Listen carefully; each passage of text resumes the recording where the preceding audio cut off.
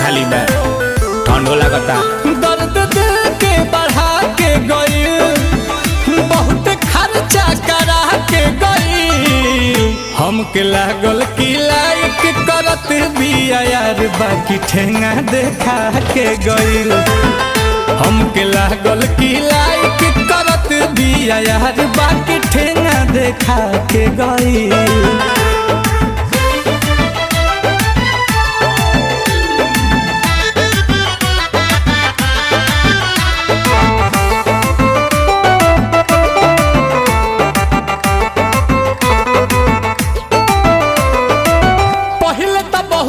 बनल भोली भाली, बाद में तो साफा निकल गइल जाली। जेब भइल खाली, पहले तो बहुते बनल